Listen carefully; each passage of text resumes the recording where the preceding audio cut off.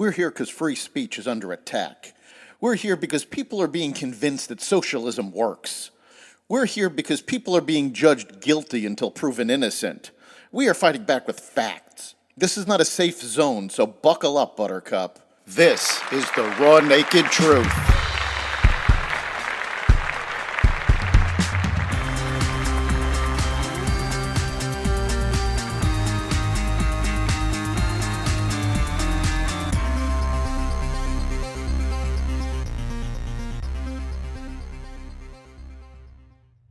More Trump indictments, U.S. credit downgraded, and more. Welcome to the Raw Naked Truth. I'm your host, Eric Lupkin, and here's the news you need to know. On the heels of new evidence against the Biden family, a grand jury indicted former President Donald Trump on felony charges connected to his efforts to overturn his 2020 election loss. The indictment accused Trump and 6 unnamed alleged co-conspirators of plotting to defraud the United States, obstruct an official proceeding, and deny citizens their right to a free election. The attack on our nation's capital on January 6, 2021 was an unprecedented assault on the seat of American democracy that was fueled by Trump's lies about election fraud, Special Counsel Jack Smith said. The indictment says Trump tried to exploit the chaos to delay the certification of President Biden's win. A spokesperson for Trump called the indictment disgraceful and unprecedented political targeting.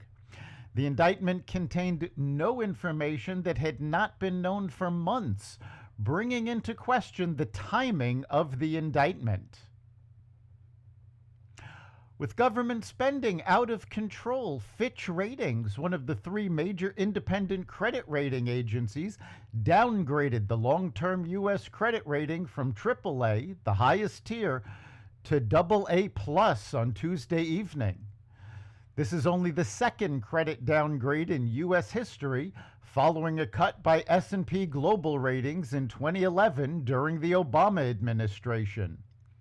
Fitch said the standoff this spring, in which House Republicans refused to raise the debt ceiling for months, heavily influenced its decision. The repeated debt limit political standoffs and last-minute resolutions have eroded confidence in fiscal management.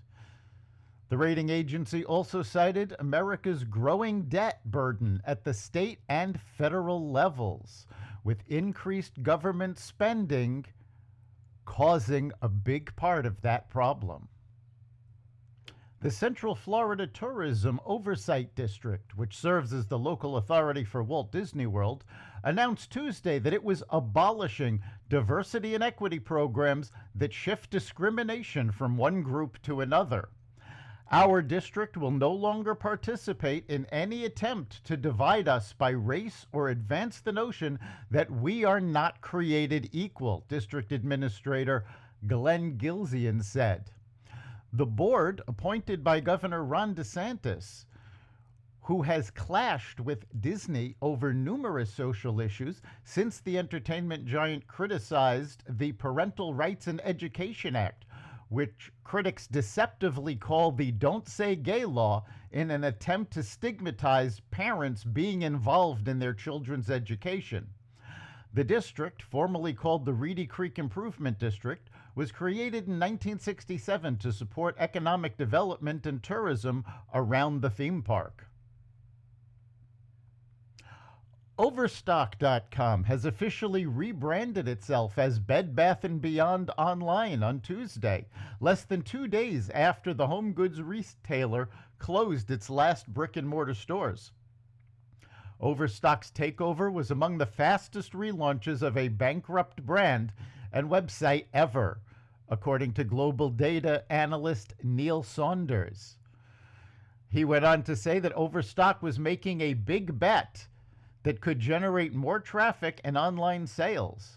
Bed Bath & Beyond is a much more powerful, much better known brand than Overstock, and despite recent problems, it retains a lot of customer goodwill, he wrote in a note. U.S. job openings edged down in June to their lowest level in more than 2 years, in the latest sign that the labor market remains strong despite the Federal Reserve's aggressive campaign to raise borrowing costs to slow the economy and bring down inflation.